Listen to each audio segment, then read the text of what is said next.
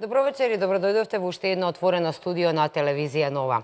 Оваа година и изминатата се случија многу потреси и многу изненадувања на светската политичка сцена.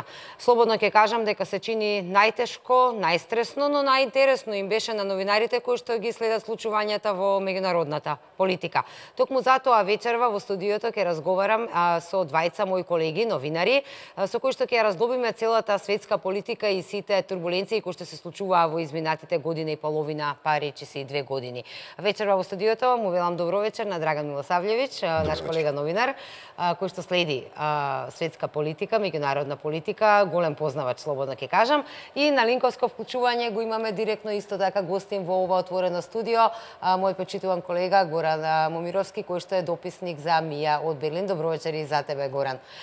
Денеска ова отворено студио ќе го започнеме со она што е најново, изборите во Британија, во Лондон.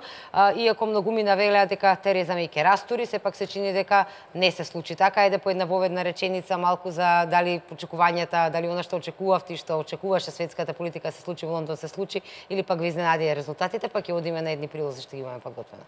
Да, Тереза Меј победи, меѓутоа не убедливо. И тоа беше можеби малку изненадување, затоа што се очекуваше таа самата ги предизвика овие предвремени парламентарни избори со намера да затврши својата власт. Можеби тоа беше предизвик затоа што се обидуваше да засели власта во овој момент кога се обидува да го започне Брекзитот, односно официјалното излегување на Велика Британија од Европската унија, да. И требаше подршка од народот, меѓутоа се испостави дека работите не се секогаш како што очекуваме и таа не загуби, меѓутоа оваа победа е сепак пирова победа. Пирова победа, токму така. Горе, што мислиш ти за ова и што велат медиумите во Германија за ова што се случи во Лондон? Колегата Милосављевиќ по практичен, точно победи. Според мене, сепак Тереза Меј загуби затоа што таа очекуваше многу поголема поддршка од британскиот народ, првенствено со цел да влезе порелаксирана во преговорите со Европската унија за заменување. Ова е за еден голем пораз затоа што да направи коалиција со радикалните десничари од Северна Ирска, кои што во своето портфолио имаат и обвинувања за насилство.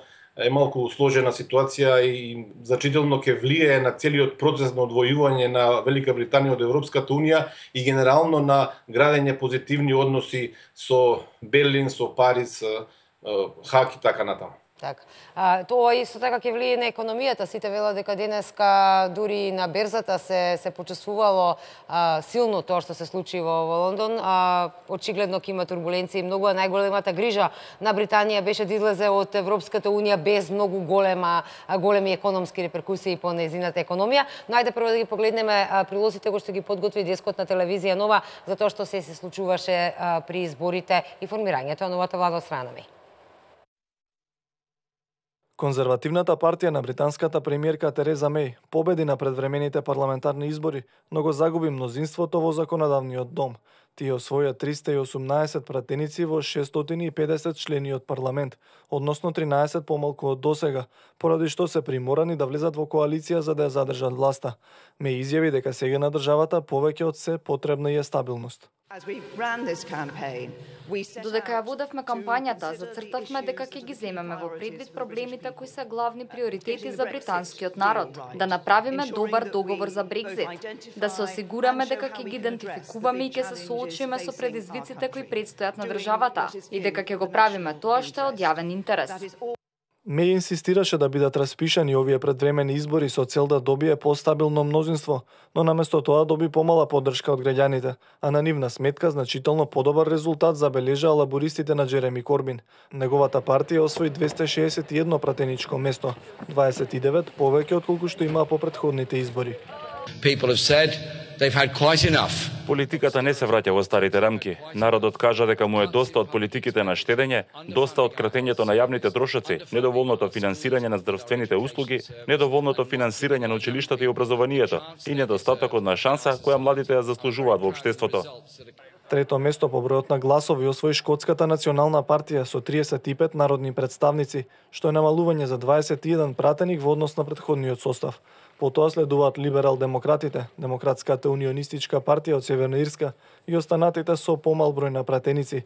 Единствениот представник го изгуби десничарската антиевропска партија за независност на Обединетото кралство.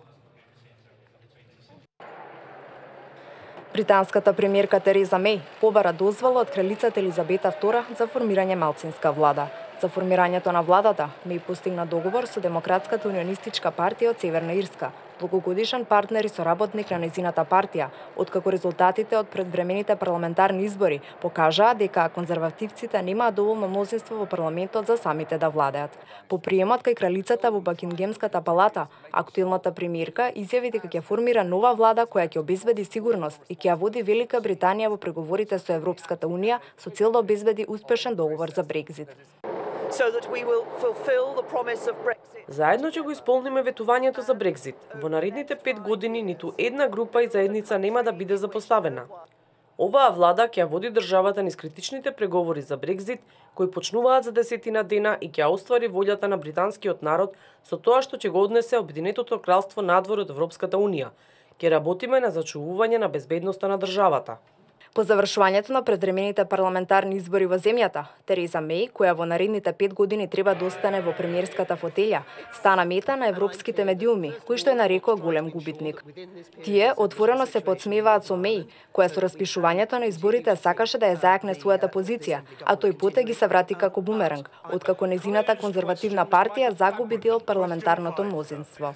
Новија избори, партијата на Меј освои 318 места во законодавниот дом, а заедно со 10 представници на унионистите имаат само 2 пратеника повеќе од потребните 326. За разлика од нив, значително подобар резултат забележаа лабористите на Джереми Корбин, која повика премиерката да поднесе оставка поради загубите во пратеничките места што ги претрпе.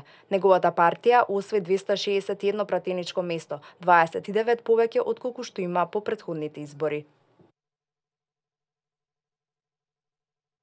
Се чини дека е малку тешко да се следи меѓународната политика, барем во последните години и пол навистина се случуваат непредвидливи работи кои што Брекзит на пример ја тресна одземја Европската унија, никој не очекуваше и не веруваше дека ќе се случи, но ете се случи. Еве и сега сите очекувавме поддршка за Меј, очигледно беше дека ја бара големата поддршка, не се случи. Дали целата оваа ситуација значи дека светот е заситен од сегашната политика, па буквално гласачите ги казнуваат своите водачи или како вие би го претолкувале? Па не знам, не знам дали може така да се гледа. Постои сериозна разлика меѓу она што го прават американските гласачи и она што го прават европските гласачи и она што го прават гласачите на островот. Значи, во САД победи Доналд Трамп и покрај целата медиумска кампања против него и покрај апсолутното убедување дека Хилари Клинтон сигурно ќе победи. И фактот дека немаше бекграунд како политичар. Апсолутно, да, ние го знаевме него како богат трговец, како магнат, баш така.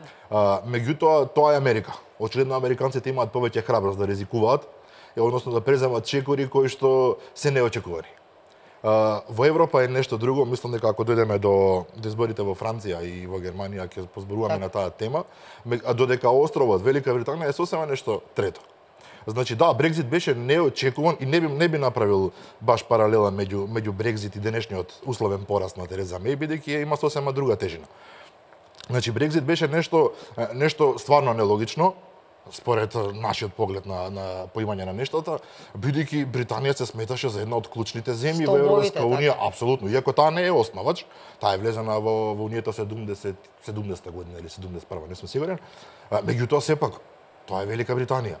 И наеднаш британците мора да се признае дека премиерот тогашен Девид Камерон се коцкаше. Тој ја фрли картата, значи се што имаше во својата политичка кариера го вложи на... Многу аналитичари велат дека не верувал, дека... Апсолутно. Значи, буквално го изненадија, исто како што Клинтон беше изненадена во САД. Меѓутоа, во Европа нешто друго се случува, потом.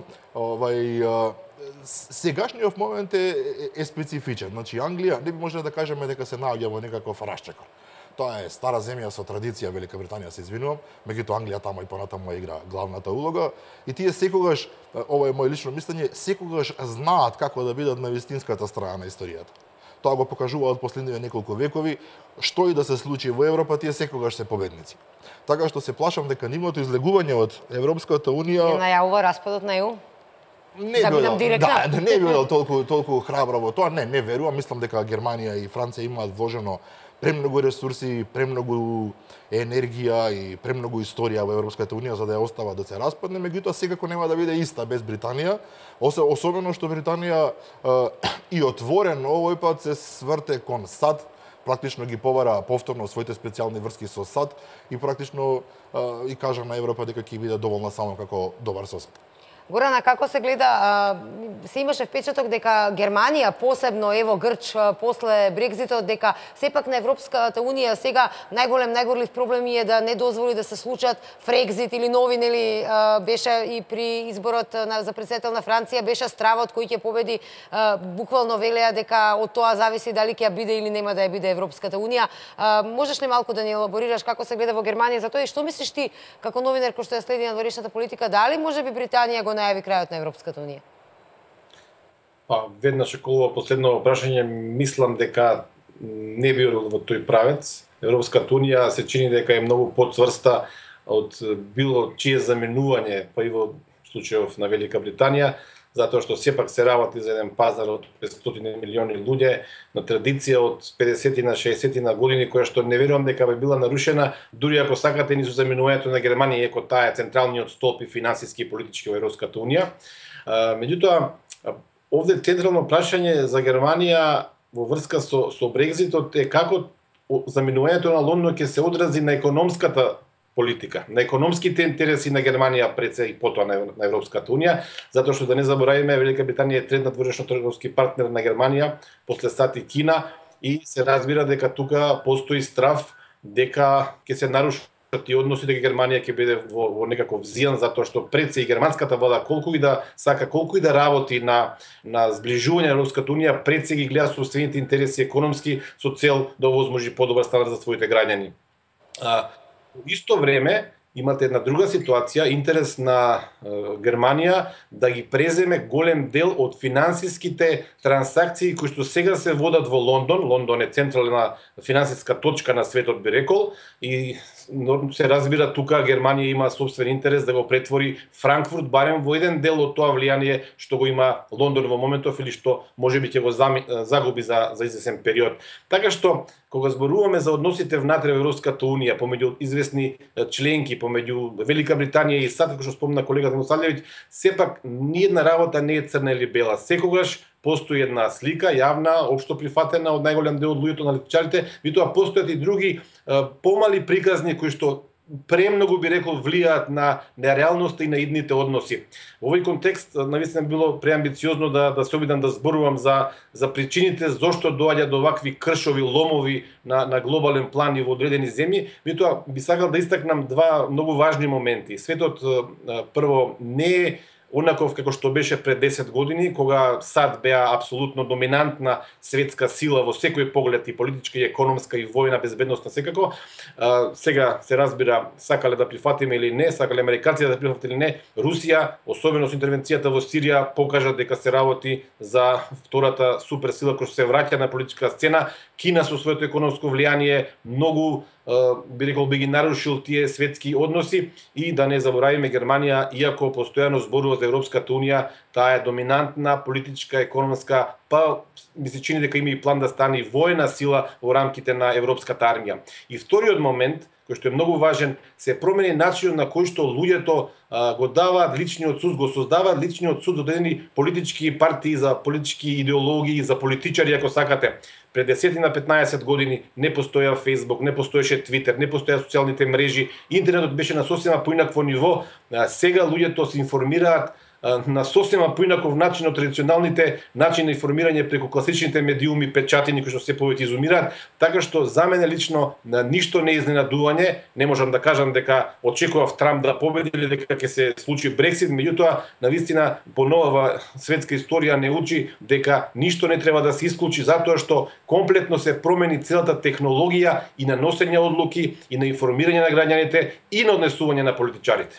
Па дури поради тоа бевме и обвинети ние како Македонија, односно за Хилари Клинтон, Македонија, односно Велешаните се виновни што ги изгубили изборите. Прекоментирај и тоа кога веќе го споминав интернет.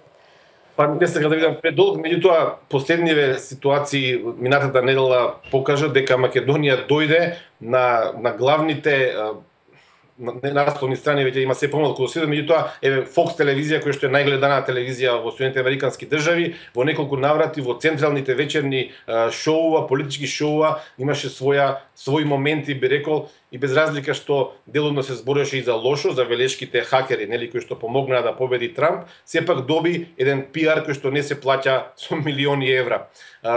Велешките хакери се многу интересен феномен за ова што го зборувам, затоа што една мала група на луѓе во Велес, без разлика која била причината, дали финансиска, дали идеолошка, дали политичка, дали може би имали некакви лични пријателски врски, роднински врски со луѓе во САД, дури да не влијаеле толку многу како што тврди Клинтон, кој што рече дека Русија и велешките хакери се главни две причини за нејзиниот пораз на ноемвриските избори, сепак е доказ дека светот навистина се менува. Десетина луѓе со компјутери во Велес можат да влијаат за демократските процеси во Соединетите американски држави, како што беше кажано на интервјуто на Клинтон. Ми е тешко да поверувам во тоа. Морам да го признам, јас сакав да го кажам, значи се до ова фамозно појавување на Хилари Клинтон, каде што отворено кажа дека тамо некој во Македонија, некои момци, па да, не рече дека баш тие се виновни за се, меѓутоа ги спомна, јас просто стварно до тој момент како фактор не верував дека таа приказна е толку сериозна.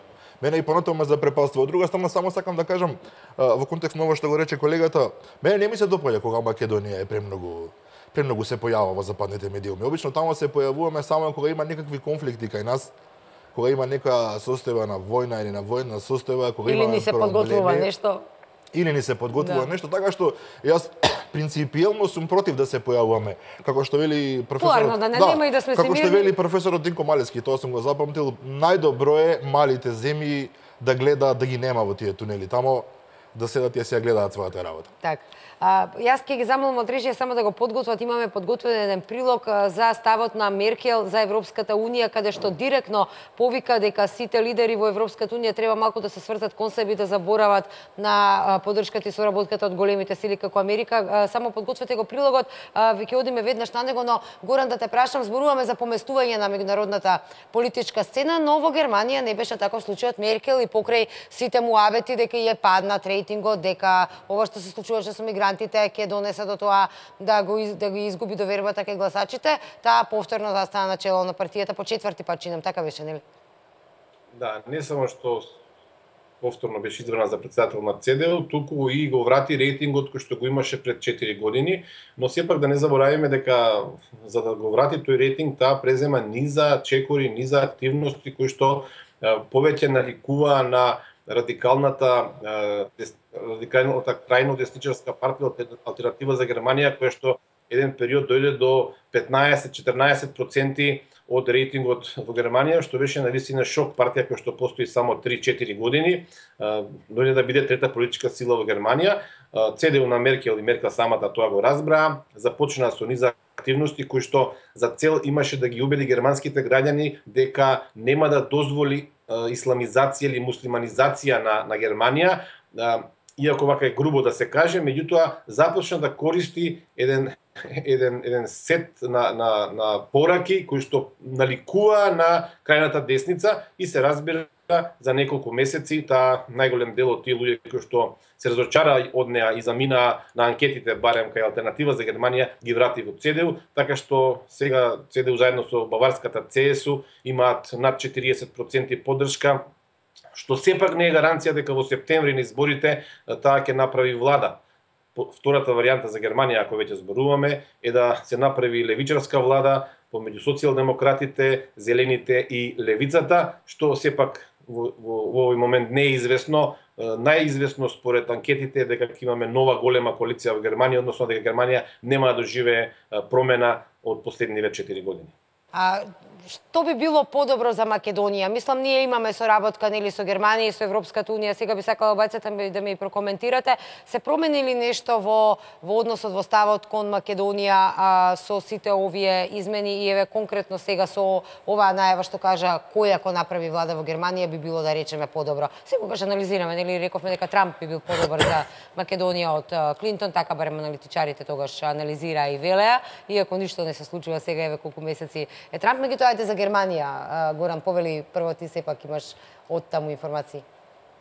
Има неколку линии врз основа на кои што може да се вадат заклучоци. Јас лично не верувам дека било што би можело да се промени драматично, без разлика кој ќе дое на власт во Германија. Меѓутоа, еве ако одиме по таа идеолошка матрица, на пример, изборот на левичарска влада, социјалдемократска, со зелените заедно и со Линке левицата, може би е подобро затоа што во моментот во Македонија на власт е нели левицата, односно комбинација каде што левицата е доминантна, СДСМ, и можеби во тој контекст ќе има подобра комуникација затоа што луѓето од тие две партии комуницирале со години, создавале пријателства, полесно ќе се пренесе пораката, полесно ќе се побара помош. Меѓутоа во суштина остануваат задачите кои што ни се дадени од Европската унија и кои што Германија ќе инсистира да бидат спроведени како централен играч во ЕУ, се разбира.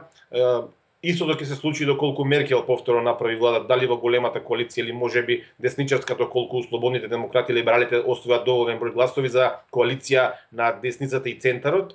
Значи, повторно остануваат оние критериуми кои што ни се поставени од Брисел, од Европската унија, Европската комисија, и тука мислам дека нема голема некаква промена што може Македонија да очекува или пак да се плаши дека нешто ќе се случи негативно доколку имаме лева или десна влада или десничарска влада.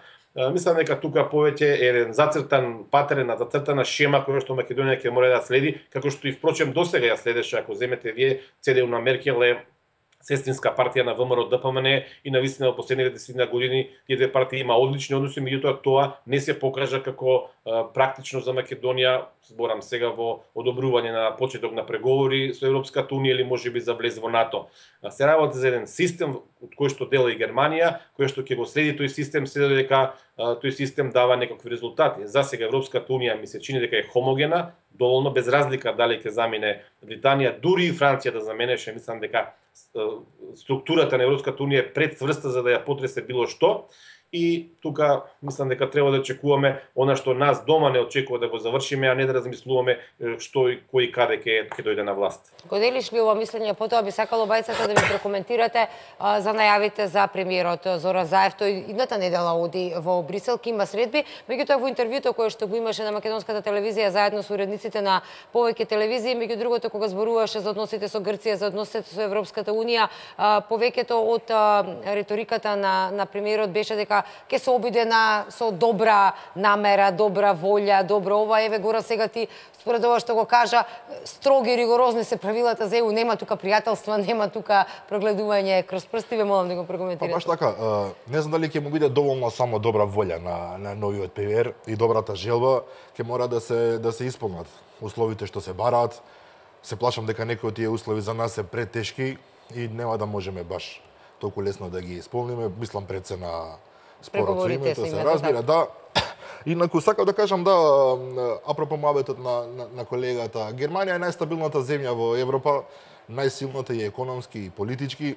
Од неа практично зависи целата политика на Европската унија и верувам и целата иднина на Европската унија, така што се сложувам дека потполно е небитно кој ќе биде на власт, се додека е условно еден од нормалните. Значи, дали ќе биде Мартин Шулц премиер утре завоте, или ќе остане Ангела Меркел, или некој трек од тие нормалните, тие ќе продолжат да следат својата политика. Меѓутоа, германците се принципиелни. Тие го бараат тоа што го бараат.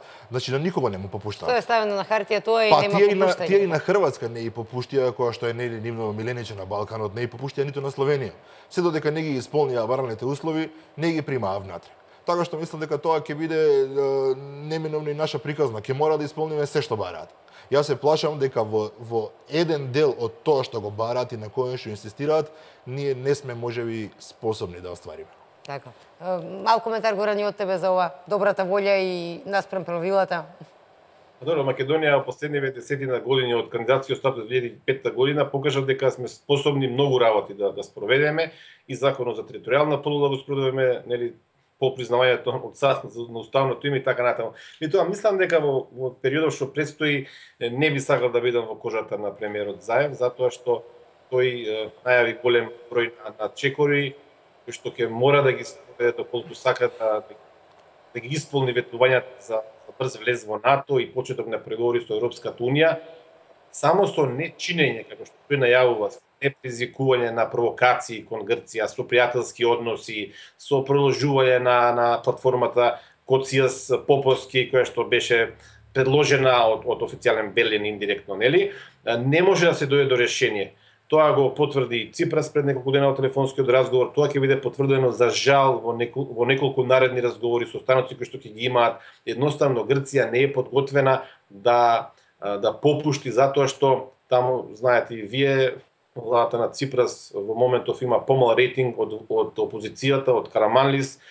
Секое попуштање на Ципрас во однос на прашањето за името, за кое што 68% од луѓето сметаат дека не треба Македонија да го содржи спорот Македонија воопшто било какво решение, значи крах на грчката влада. Ципрас е интелигентен политичар, нема да дозволи заради нас сега да попушти, па дури да му вршат покроме притисок од САД. Единствена варијанта која што како теорија постои е Грција да биде уценета со третата транша од финансиската помош, 80 милиарди евра ми се чини во наредниве 2 години треба да прими, па евентуално тука да постои некаков договор помеѓу двете најголеми партии Неа демократија и левицата на Ципрас, па да дојде до некаков договор. Меѓутоа, повторно, лично не верувам ниту во таа варијанта Македонија да влезе во НАТО со ФИРОМ, а паралелно по влегувањето да се одвиваат преговори. Тој филм го видовме 2008 година, да подсетиме само, Македонија 2008 година не провоцираше, со исклучок на автопатот Александар Македонски, ако не се лажам, и немаше други големи провокации, работите одеа прилично, би рекол, мазно, течеа преговорите. Беше на наша страна. И голем дел од мирната заедница беше на наша страна, па и медијаторот Нимиц имаше неколку предлози кои што беа позитивни за нас, па повторно се виде дека таа проклета црвена линија на Грција во Букурешт не помина и тука не се работи само за владата на Караманлис или владата на било кој грчки лидер на партија, се работи за еден консензус во Грција кој што не верувам дека може да биде прекршен со ниту еден притисок, не од САД, не од Велика Британија, не од Германија. Затоа мислам дека СДСМ и премиерот Заев ги очекува навистина една страшна, една пеколна патека која што ќе мора да ја минат за да Македонија влезе во НАТО и Европската унија, а при тоа да биде задржан македонскиот идентитет, македонската национална посебност, јазикот и така натаму. Лично би сакал, но не верувам дека тоа е можно. Така. Добро, јас во еден дел се сложувам, во еден дел сепак не. Значи, сметам дека оваа Грција сега сепак не е онаа Грција од 2008 година. Значи, во тоа време таа се уште беше оној силен сосед кој што не оценува од позиција на сила. Тие и сега се сила. Но економски крахирана сила. Во однос на нас, меѓутоа се баш така, економски крахиране, мислам дека и психичката состојба на грчкиот народ веќе не е таква за да не може да се изврши доволно силен притисок врз нив за да попуштат. Ми се допадна идејата за притисок. Да, претпоставувам дека ако навистина им се сака, условно негде на западот, во Германија, во Франција, имаат како да стиснат Грција, ако сакаат. Тие ќе најдат сакаат начин, меѓутоа само ако навистина сакаат. А до сега видовме дека тоа некако добро, не е баш мислам така. дека во овој момент работите можеби малку за среќа одат во наша корист само затоа што спомна колегата Момировски, Русија повторно се врати на големата сцена. И тоа се врати тропа на вратата и закана, така. И Балканот и понатаму стои како една незавршена приказна. И покрај јасните перспективи што ги добиваме, и покрај тоа што речиси колку 80% од земјите се веќе влезени во НАТО, во ЕУ, и натаму стоиме како некакво жариште кое во секој момент може да експлодира. Мислам дека стравот од Русија може би ќе успее да предизвика одредени движења тамо на запад, кои што потоа ќе притиснат врзатина за таа малку да попушти, иако повторно реков се плашам дека сепак од нас ќе се бара многу поголемо попуштање отколку што ќе се бара од грците. Го спомена преска, сакав да го прекине колегата Горан кога спомна дека треба да исполниме 1 милион услови кои што ги бараат. Ние ги исполнуваме. Најголемите услови законски и така натака. Единствен услов кој што не го исполнуваме, а не тапшаат по рамоеве колку години стоиме пред вратата на Европската унија, поради тоа еден единствен услов спорот Да, и за во НАТО, да, и за Европската унија, и за во НАТО исто името ни е кочницата, а за се друго сме перфектни, како што велат. Јас сега ќе замолам режијата да го погледнеме прилогот за Меркел за нејзината порака до лидерите на Европската унија, веднаш потоа реклами, па ќе се вратиме во студиото да прокоментираме. Меркел е прилично оштра и јака во својата порака кон останатите европски лидери, дека треба малку себично да гледаат кон себе, кон Европската унија, а не кон останатите големи сили. Европа може во целост да се потпира на своите сојузници. Ова го изјави германската канцеларка Ангела Меркел пред своите преврзаници на предизборен митинг во Берлин. Ситуацијата е променета по изборот на Доналд Трамп за претседател на Соединетите Американски држави и предстојното напуштање на Унијата од страна на Велика Британија, поради што Меркел смета дека е потребно Европа самата да одлучува за својата иднина. Времето кога можевме целосно да се потпреме на другите до одредена мера заврши. Го искусив ова во последните неколку денови. Затоа сакам да кажам дека ние европејците мораме да ја земеме судбината во своји раце. Секако ќе бидеме во пријателски односи со САД, Велика Британија и ќе имаме добри односи со соседите секогаш кога ќе можеме, како и со другите земји, па дури и со Русија. Но треба да знаеме дека самите мораме да се бориме за својата иднина, за нашата судбина како европејци. И тоа сакам да го направам заедно со вас. Коментарите на Меркел доаѓаат по состанокот на лидерите на земјите од групата G7, на кои првите луѓе на Германија, Франција, Британија, Италија, Канада, Јапонија и САД наидоа на одредени несогласувања пред се со американскиот претседател Доналд Трамп. Една од темите за која не беше постигната согласност е договорот за справување со климатските промени, од кој Трамп најавуваше дека ќе се откаже, но сега ја одложи својата одлука за наредните денови. Председателот на Европскиот совет Доналд Туск изјави дека и покрај некои необични ставови и однесување на состанокот, заклучил дека партнерите од групата G7 се многу поодговорни отколку што изгледа. Назад сме во студиото, говориме за потресите на светската политичка сцена. Слушнавме за Меркел, се чини дека Меркел внимателно има проценето дека светските лидери себично се гледаат само за себе и буквално ги предупредува европските лидери да бидат малку себични, дека се оставени сами на себе, да малце повеќе да мислат на Европската унија. Добро, тоа не е некоја тајна. Она што мене ми е интересно овој момент, значи постои она позната мисла дека на политичарите не може да им се верува. Меѓутоа, еве сега гледаме дека на најважните, највисоките политичари во светот буквално не може да им се верува. Значи, просто е неверојатно како тие го менуваат ставот и мислењето, барем она што го гледаме официјално на телевизија, од ден на ден. Значи, да, господата Меркел доста силно реагираше на провокациите од претседателот Трамп, кој што беше многу робусен во текот на самитот на НАТО. Буквално ги стави своите колеги од НАТО пред позиција дајте ги парите. Да. Значи, ништо не интересираат, никакви стандарди, никакви соработки, зашто не давате пари, зашто не трошите 2% од буџетот, тоа нас не треба и само тоа не интересира. И мислам дека тоа беше во еден момент отрезнување, можеби, за германската канцеларка, како навистина ќе стојат работите со новиот американски претседател, меѓутоа ние не може да веруваме дека таа била претходно толку наивна да знае дека нема да биде така. Значи, нези порано било јасно со каков човек и со каква нова политика од Вашингтон ќе се соочи Европа. И сметам дека премногу долго траеше лицемерното однесување на Европа и на Европската унија во однос на САД. Премногу се поставени, ова е моје лично мислење, меѓутоа мислам дека ќе се согласат повеќето луѓе, премногу е вазалски поставена Европа во однос на САД. Премногу попустливо, значи никогаш не се прашува за било што доаѓа од таа страна на Атлантикот. Човек кој е газда? Се знае кој е газда. И ужаснува фактот дека Германија како најсилна земја во Европска унија, како главен фактор и политички, и економски, и како сакате, освен воен, буквално ја слуша Америка за се. Значи, во внатре европските работи Германија зазема став кој што зависи се разбира од незините интереси, меѓутоа кога се појави оној вистинскиот газда, веднаш попоште и се повлекува. Ова беше можеби прв обид на Меркел на јавна сцена да излезе и да рече слушајте, работите се сменија, не бива вака, меѓутоа мислам дека тоа е само реторика, можеби во контекст на тоа што го рече господинот Момировски, се подготвува за изборите, па и треба оној дел од германското гласачко тело кој што сака малку да верува во германска независност, во собствена германска политика и малку им се умилкува на нив. Инаку верувам дека нема да се осмели да се спротистави на Вашингтон. Така ли е, Горан? Така ли го делиш ова мислење?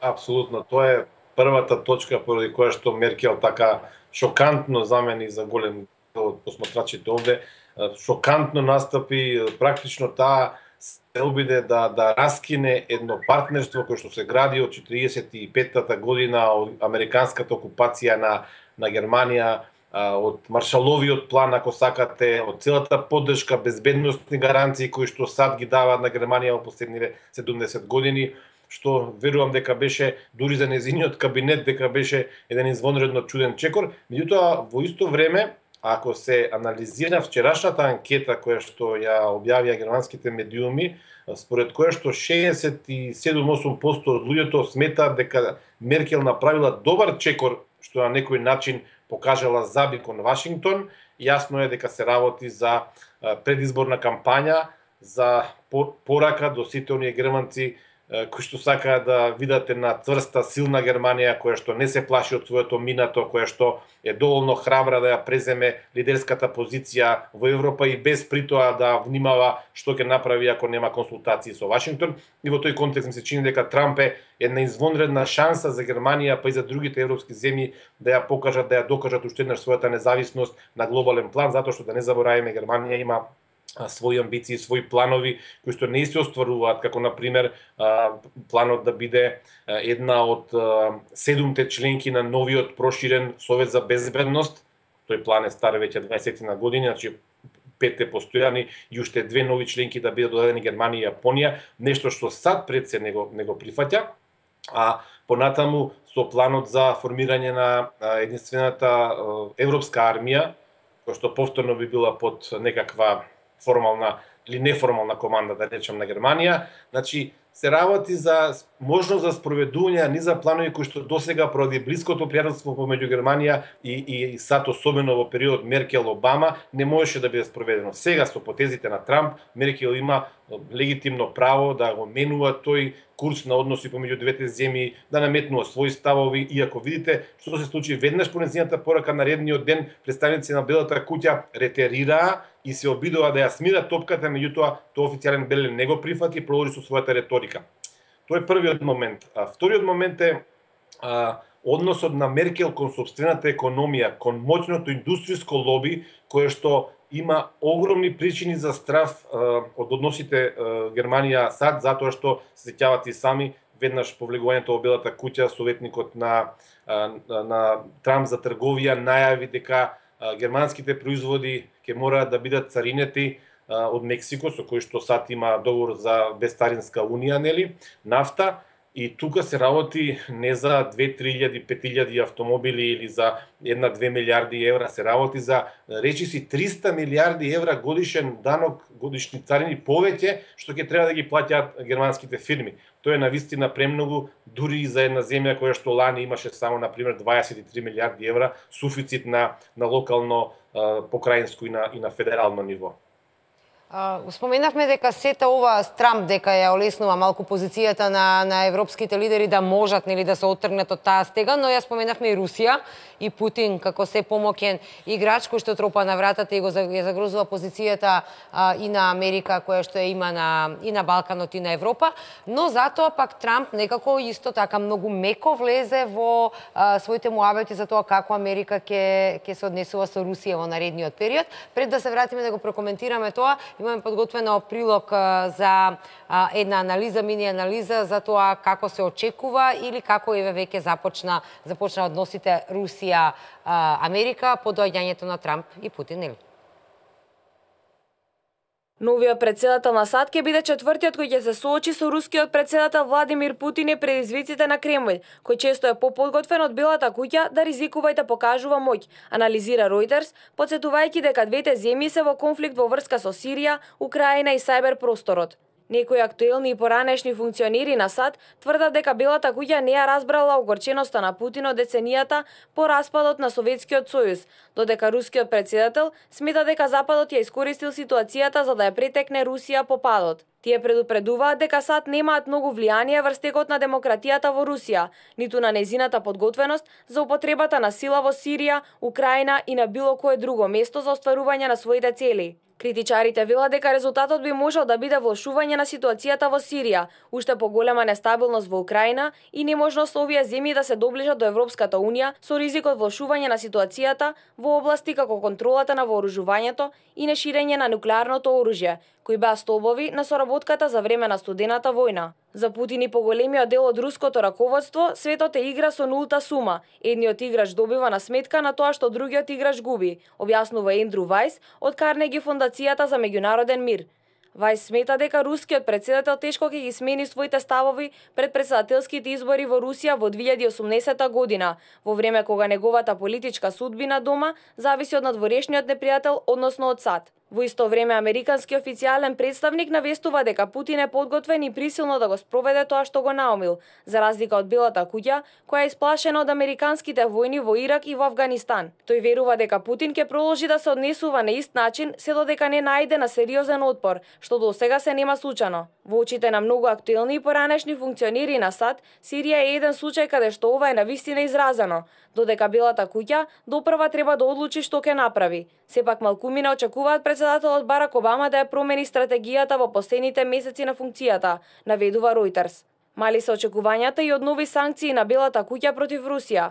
Во понеделникот, Путин го суспендираше договорот за уништување на плутониум со Вашингтон, што значи дека го користи нуклеарното разоружување како нов адут во споровите со САД.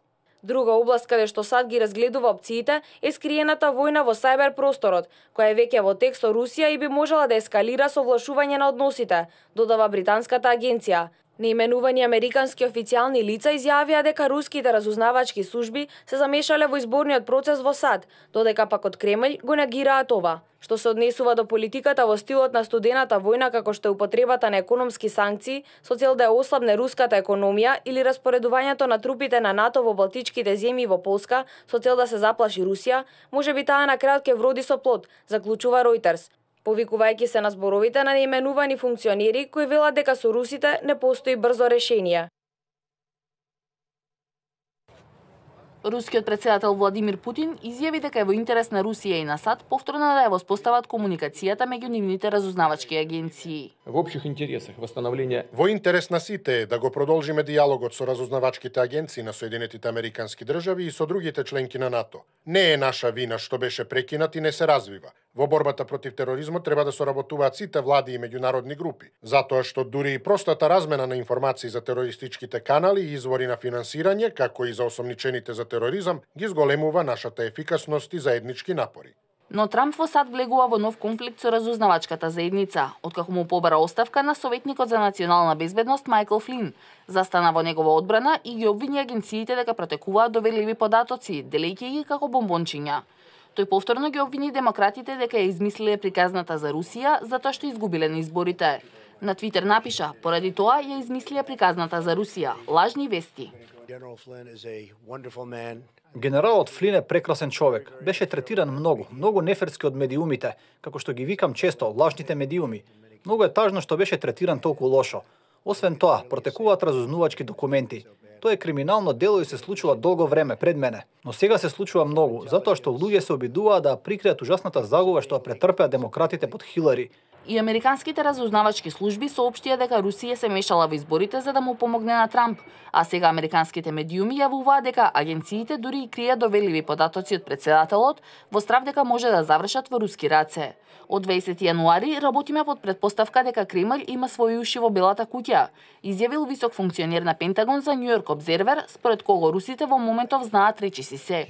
Националната агенција за безбедност престанала да ги праќа извештаите наменети исклучиво за председателот, додека другите доставуваат само ограничени информации. Велат, дури и кога би му верувале него, загрижени се поради други лица во администрацијата кои имаат врски со русите.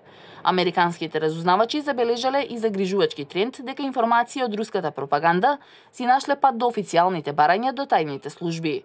Така, советниците за национална безбедност на САД се распрашувале за полските упади во Белорусија, иако не постојат такви извештаи, освен на сајтот Спутник во собственост на руската влада. Горе најде твој коментар. Многумина велат и од аналитичарите дека пријателството помеѓу Америка и Германија да, но пријателството со Русија, иако сокриено, постои со децении. Многу мина, нели, кога се воведе ембаргото кон руските производи поради се што се случуваше, дека Германија сепак беше она помеката варијанта, па дури и се очекуваше дека Меркел ќе попушти на Русија. Како ќе прокоментираш ти сета оваа ситуација на Америка или Русија? Кој е малку повлијателен?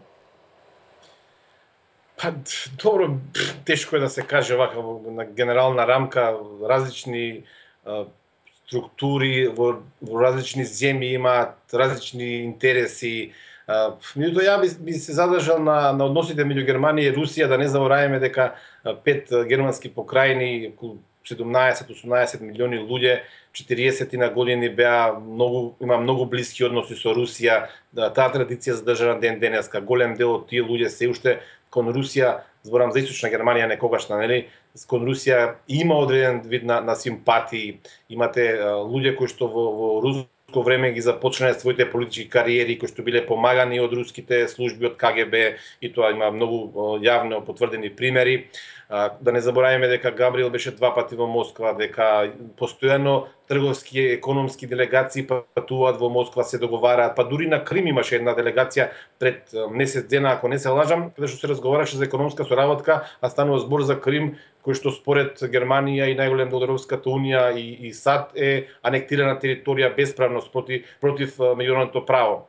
Значи, она што ги символизира односите помеѓу сите земји, овие големи светски играчи, е пред се интересот.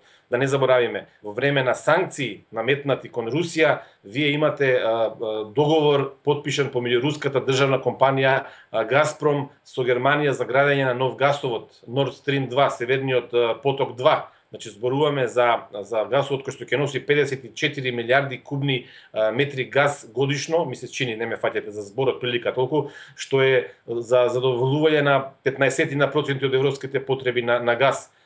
Се работи, значи, пред се за интереси. Во тој проект се вклучени француска компанија, и британска компанија, и холандска, германска, значи, немате тука прашање на пријателство или непријателство, имате прашање на интерес, и тој принцип мислам дека ќе остане секогаш. Особено сега Германија и одговара оваа ситуација со Трамп, и мислам дека изјавата на Меркел беше токму во тој правец, да покаже дека Германија има и алтернативи, не дека Русија ќе стане стратешки партнер на Германија на безбедносно поле. Тоа нема да се случи никогаш, се разбира, тоа го зборуваат и нон-пейперите на германското министерство за одбрана, кои што вели дека Русија е еден од најголемите безбедносни закани за Германија. Меѓутоа, постојат низа нивоа, низа поднивоа, низа начини на кои што Германија и Русија можат да соработуваат и да имаат обостран интерес, се разбира, доколку во тој контекст САД прифати да игра таква улога на партнер на Германија и на некој начин наблюдувач на подобрување на односите помеѓу Белин и Москва, во ред. Во спротивно, Германија на крајот ќе избере тоа што незе најмногу ни одговара, доколку односите со Русија носат повеќе пари од односите со САД, и доколку на вистина САД воведат царини во висина од 300 милиарди евра годишно, јас немам дилема Германија кого ќе избере или барем од кого ќе се дистанцира. Тоа е закон на меѓународната политика, постојат традиции, постојат партнерства, 70 години САД е безбедносен гарант на целиот европски континент, на некој начин од темели помогна да се создаде Германија, новата Германија со Маршаловиот план, меѓутоа во време кога Германија е навистина забрефтана индустријска машина која што своите производи ги пласира во 170 земји од светот, вие не можете да очекувате дека Меркел како лидер на таа нација ќе молчи пред сето тоа што го правеше Трамп и во Брисел претходно и за време на посетата во Белата куќа, кога не сакаше да се поздрави со Трамп. Точно, Меркел е многу, би рекла, смирена, умерена, меѓутоа таа сепак не заради себе, заради своите граѓани, заради својот имидж кај своите граѓани, заради изборите, ќе лупне на маса и ќе каже дека мора да се следи и германскиот интерес. Да не должам многу, на крајот би сакал да кажам само дека Германија е таа која што има можност во ситуацијава да го спроведе својот интерес и тоа ќе го стори без друго, се разбира, со многу важно внимание би рекол кон иднината на Европската унија, затоа што Европската унија, да бидеме реални, тука американците се делумно во право, работат на некој начин. Европската унија е механизам кој што Германија одлично го користи за пласма на своите производи, за пласма на своите меѓународни политички цели. Горан, ти благодарам, јас тука и ќе ти се заблагодарам за гостувањето, имаш обврски, ти благодарам што одвои од твоето време да бидеш вечерва во ова отворено студио, ти благодарам за сите ставови и информации кои што ги изнесе. Се надевам ни стоиш на располагање како и досега, секогаш кога ќе имаме интересни теми да те вклучуваме. Ти благодарам за гостувањето. Драган, дали го делиш мислењето на Горан во однос на сето ова што се случува со Русија? На крајот излегува пара буши, како беше onda, значи парите се најважни, остави ти. Да, што бургијата не сака. Так. Да, па вака, многу симпатичен приказ на реал политиката во светот покажа Горан. Се слагам, значи секогаш се во прашање интереси. Секогаш и пред се интересите, иако не бидел толку храбро во можноста Германија да се сврти кон Русија само ако тоа им одговара на нивните интереси. Не се само економски интереси во прашање. Има и многу други тежини на кои што мора да се обрати внимание. Се додека Германија има на свое тло 170 американски војни бази, и тоа како ќе ја прашува Америка, што смее и како смее да прави. Тоа е парадоксот на Европа, повторувам, значи најсилната европска земја всушност мора да прашува преку барата што смее и како смее да прави. И мислам дека тоа ќе продолжи се додека Америка ја држи доминантната улога во светот. А дека ќе ја пушти лесно, нема да ја пушти? Нема да ја пушти, никој не ја пушта така лесно. Империите не се создаваат за да тие ќе пропаднат секако еден ден, но никој не ги создава за да пропаднат пред нивни очи. Черчил рекол, ако не се лажам, не дојдов на чело на британската империја за да ја уништам. Мислам, тоа е една само синтагма за идејата на империите. Америка ќе се бори за своето влијание во светот секогаш и до крај. И мислам дека тоа ќе потрае, иако е јасно дека се менуваат работите. И ова е една работа што би сакал да ја забележам. Ми се чини дека нас овдека во Источна Европа и на Балканот малку полесно ни се отвараат перспективите и гледаме што точно се случува. Луѓето во Западна Европа и во САД малку потешко ги гледаат работите бидејќи малку се успани. Тие убаво спомна од Втора светска војна наваму во Западна Европа и во САД владее благодет. Тие живеат добро, имаат не ги интересира политика, вести и така натака. Баш така. Значи тие живеат добро, имаат стандард како што никој никогаш немал претходно. И тие просто се навикнати на одреден патерн, на одреден начин на живење кој што според нивната логика би требало да трае за секогаш, ако е возможно. Меѓутоа, ние што имавме таа несреќа да гледаме, да доживуваме и на лична кожа да осетиме, да почувствуваме секакви турбуленции, распади на држави, војни и се, некако ни е појасно и полесно видливо отколку на нив, колку работите со огромна брзина се менуваат. Не е светот веќе ист како што беше, дури ни не само пред 20 години, неку пред 10 или пред 5, дури не е ист како што беше лани. Тоа е голема работа. Се чини дека најголем потрес на светската политичка сцена беше изборот на Доналд Трамп. Многумина велеа дека ќе биде карикатура во политиката и дека ќе биде крајот на моките на Соединетите Американски држави поради неговата несериозност, недипломатските изјави, остри изјави и така натака, но пред да го анализираме него и тоа што Македонија очекуваше, македонските аналитичари очекуваа од неговото доаѓање на претседателската функција, дали се исполни, еве 5-6 месеци поминаа, нели? Но имаме подготвено еден прилог профил за тоа кој е претседателот Доналд Трамп, кој беше и кои се неговите ставови за водењето на Соединетите Американски држави.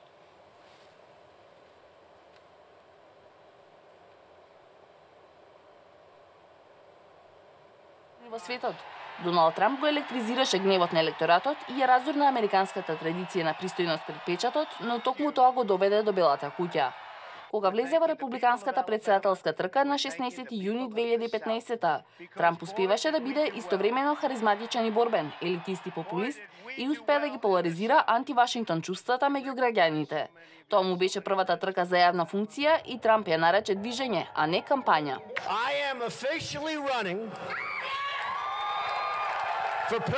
Официјално се кандидирам за претседател на Соединетите Американски држави. Ќе ја направиме нашата земја повторно голема.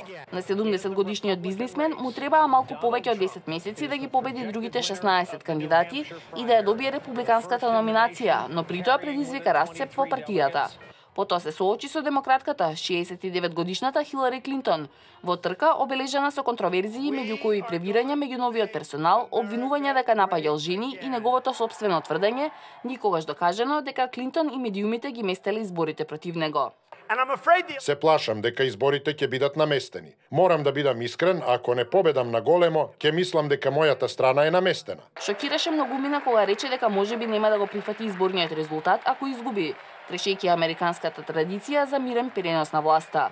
Се закануваше дека како председател ќе спроведе истрага против Клинтон и ќе ја стави во затвор поради употребата на приватен сервер за службените мејлови додека беше државна секретарка. Неговата кампања сврте на скандал кон почетокот на октомври, кога беше објавена снимка од 2005-та во која Трамп, не знаејќи дека го снимаат, му кажа на новинарот дека сака да ги бакнува жените против нивната волја и дека бидејќи е богат и славен, може да ги допира без никакви обвиненија. Стоев и тој мирно ми приде и почна да ме бакнува, привлекувајќи ме кон себе. Господин Трамп ме поздрави со преградка и бакнеш на усните. Се шокирав, бидејќи првпат маж ме поздрави на тој начин. Сите жени лажеа за да ми наштетат на кампањата. Тоа се измислици, настани што не се случиле. Никогаш. Сите тие лажги ќе бидат тужени по изборите. Трамп ги отфрли забелешките како неврзани муабети и ги негираше обвиненијата од над 10 жени дека ги напаѓал и сексуално ги вознемирувал. Ги почитувам жените, ги сакам жените, ги обожавам жените. Знаете, Клинтон рече, не треба да ги обожава. Епа јас велам дека ги обожавам жените. Во текот на кампањата, особено во говорот на Републиканската конвенција во јули, Трамп опише една мрачна Америка, фрлена на колена од страна на Кина, Мексико, Русија и Исламска држава. Американскиот сон е мртов, рече, задушен од злокобните бизнис интереси и корумпираните политичари, а може да го оживее само тој. Трамп рече дека ќе направи Америка повторно голема само со силата на својата личност, преговарачките способности и чувството за бизнис. Понуди планови како ќе добие економски отстапки од Кина, како ќе изгради зид на јужната граница за да го спречи влегувањето на илегални мигранти и како ќе го натера Мексико да го плати. Вети дека ќе го укине Обамакер, додека истовремено ќе биде најголемиот креатор на работни места што го создал Бог и ќе спречи муслиманите да влегуваат во земјата. Ќе изградам голем зид, а никој не гради зидови подобро од мене. Ќе го изградам доста ефтино, зид на нашата јужна граница. И слушајте ми го зборот, Мексико ќе плати за него. Доналд Трамп повикува на тотална и целосна забрана муслиманите да влегуваат во Соединетите Американски држави, додека представници на нашата земја не дознаат што по ѓаволите се случува. ИСИС заработува големи пари, бидејќи имаат нафтни извори, нели? Имаат области со нафта што ги зазедоа во Сирија и во Ирак. Ќе ги бомбардирам во бестрага. Ги ограбуваат Соединетите Американски држави и ве ограбуваат вас. Не го сакам тоа. Или ќе платат и за изминатиот период, или нека ги нема. А ако тоа го растури НАТО, нека го растури. Подемот на Трамп, порано регистриран демократ, се закануваше да ја растури Републиканската партија. Можевме да чуеме за тоа кој е, за што се залагаше, многу контраверзни изјави за Трамп. Меѓутоа, ајде да не должиме за тоа за Трамп во светот. Многумина од Македонија велеа дека Трамп е подобрата опција за Македонија, за Балканот, нели, дека факт е, дека бе ево конфликт со Сорос и така натаму. Како ти гледаш на ова после цело ова растојание следи што се случува со Трамп? Трамп направи многу од работите кои што ги вети во кампањата дека ќе ги направи и последната работа дури излезе, Америка излезе од Сојузот за климатски промени, нели? Да. На крајот исто неочекувано, не очекува дека толку лесно, меѓутоа еве. Излезе. Да, го знам тој пристап дека са Трамп начело на САД е подобра варијанта за нас на Балканот отколку Хилари Клинтон. Тоа веројатно се должи на фактот дека Хилари Клинтон многу добро го познава овој регион во времето кога нејзиниот сопруг беше председател и тоа како САД беа инволвирани овдека во кризата и во Хрватска и во Босна и особено на Косово, па и во нашата. Од друга страна, Доналд Трамп веројатно, претпоставувам, ниту знае каде е Македонија, ниту знае каде е Балканот. Веројатно треба да му покажат. Можеби знае каде е Балканот само затоа што неговата сопруга е од Словенија. Сакам да кажам нешто друго. Значи, Доналд Трамп прво не е будала како што го представуваат, ниту е луд човек, тој е егоцентричен и ексцентричен и самољубљив, меѓутоа не е луд. А верувам дека системот, американскиот систем ќе продолжи да функционира дури и во случај вистински лудак да е начело на таа држава. А камоли еден човек како него кој што е исклучително паметен, меѓутоа сака својата екстравагантност да ја покажува во јавност и да поентира преку неа. Што значи до сега ние практично не видовме ништо од Доналд Трамп во однос на Балканот или на Македонија конкретно, баш ништо. Никогаш не спомнал или јас не сум чул такво нешто. Веројатно да, прифати да влезе Црна Гора во НАТО, тоа е една така, тоа е еден символичен момент. Црна Гора не вреди ништо за НАТО, тоа е држава од пола милион луѓе која што има неколку илјади војници, веројатно. Символиката е веројатно. Па потребна е некој, ќе речат некаков стратешки интерес, не знам, Бока Которска им била неопходна на Мај малку шлаканица за Русија. Да, тоа е повеќе еден вид шлаканица за Русија, од смисол еве русите беа до вчера таму, да. Сите се наши и веројатно повторно се враќаме на тоа, тука е нашата шанса, не се кајки или са кајки се едно, Путиновата Русија игра во наша корист, бидејќи со тој притисок што условно го врши, просто ги тера западните сојузници што побрзо да не внесат таму каде што ние веројатно сакаме да бидеме. Велам веројатно затоа што прашање е навистина колкав процент од народот сака да биде во НАТО, за Европска унија сме прилично сигурни дека сака, затоа што докато мисля дека од таму ќе доаѓаат пари, да. Но... А оне другиот дел дека можеби ќе го изгубиме идентитетот, на што се жалат повеќето земји членки на Европската унија дека најаките членки Германија, Франција се зеле за право да ги поставуваат условите врз останатите. Но тоа е така, Анита, така е во светот. Откако постои светска политика, големите ги јадат малите и спасот за малите држави, за малите нации е некако да се прилагодат во целиот тој концепт, да најдат начин да преживеат. Тоа не е ништо ново. Проблемот е што се створи тој така наречен глобалистички систем кој што требаше потполно да го избрише националниот идентитет. Или барем така се заговараше дека ќе се појави систем во кој што нема да биде битно, религијата воопшто ќе станат безпредметни, сите ќе видиме луѓе кои што живеат, работат, па дури и полот веќе нема да го гледаме кој е, што е, едноставно ја вршиш својата работа, за тоа добиваш пари и толку. Меѓутоа Трамп со својата сосема се извинува внатреамериканска политика, значи на Америка која би требало да се врати кон себе, да го напушти глобалистичкиот концепт и да се врати кон себе, го измени некако или го запре привремено токот на нештата. Веројатно постојат сили, тоа се гледа, постојат сили внатре во САД и воопшто на глобално ниво кои што нема туку така да му дозволат нивните намери и планови да ги спречи само еден човек и една екипа околу него. Меѓутоа, очигледно, еве зборуваа дека после 2 месеци ќе му следи импичмент, дека тој нема да издржи 100 дена на власт, дека ќе му најдат начин, ќе го убијат, ќе го уништат. Еве го уште е таму. Така. Ќе видиме како ќе тера. Режија, дали имаме време за завршни зборови? Чинам дека сме должни уште еден рекламен блок или пак да ја привршуваме емисијата?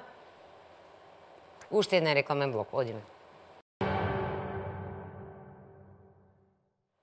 Назад сме во студиото, зборуваме за потресите на светската политичка сцена, обемна тема, не ни го споменавме Макрон, кој што за некој за многумина вела дека е спасителот на Европската унија, односно неговата победа е спасна, спроти неговиот претходник нели ќе беше малку подруга ситуацијата.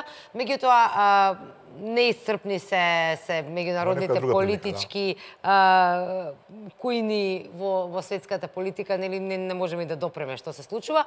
Ајде да видиме за крај каде е Македонија, како ние пливаме во дипломатијата, како пливаме во светската политика, на твоја оценка како новинар кој што ги следи, кој што ја следи меѓународната политика долго. Добро ли се држиме за еве наспрем да речеме, не можеме ни да се споредиме со грчкото лоби, да не речеме, или со баското лоби, да знаеш како, Анита, ние не пливаме, ние пловиме со реката. Значи, апсурдно е да се зборува за некое македонско лоби, влијание, да се споредува со грчкото, кој е невозможно, нито со албанското, верувам дека не со ниту едно воопшто на балканските земји, да не зборуваме за поголеми и посилни земји. Ние пловиме со реката, велам, се обидуваме барем да не се удавиме. Па еве, по некој чудо 26-7 години преживуваме, тераме и тоа е добро. Значи тоа дава надеж, не предвидуваа дека ќе траеме и ние неколку години. Меѓутоа еве, траеме и подолго и здраве Боже ќе си подраеме уште долго време. веројатно треба да се вложува многу повеќе средства, многу повеќе пари. Меѓутоа ние постојано штедиме, немаме пари едноставно. Постојано се зборува дека дури и тие дипломатски претставништва што ги имаме треба некако, ако може да ги намалиме, да ги затвориме. Ние напросто немаме услови да дојдеме до оние места каде што се одлучува, воопшто да бидеме присутни таму каде што се решаваат судбините. А камоли да влијаеме. Камоли да влијаеме. Меѓутоа, добро, ако не се посреки, ако спретот на околности на некое геостратешко ниво и овдека на некое микробалканско ниво, да го речам, се спои одлично, а затоа можеби има некакви шанси, можеби ќе успееме конечно да влеземе внатре во тие кругови каде што нешто се решава, макар да бидеме на масата, на едно од столчињата. Повторно нема да имаме никаква битна улога, но ќе бидеме таму да кажеме дај ние овде постоиме, не има, дајте ни право да живееме и да постоиме, па со Господ напред. Така. Ти благодарам многу за гостувањето во ова отворено студио. Исцрпна е темата, како што кажам, веројатно ќе мора уште неколку пати доколку сакаме да проанализираме се, а и како што кажа ти на самиот почеток, работите во политичката сцена во светот се менуваат малтене од ден на ден, се што денеска си анализирал, утре може веќе и да не важи, така. Па веројатно ќе бидеш на располагање повторно да бидеш гости во студиото на телевизија Нова. Со задоволство. Ти благодарам за гостувањето, вам ви благодарам, драги гледачи, што бевте и овие час и половина со отвореното студио. Останете на фреквенцијата на телевизија Нова, следуваат вести.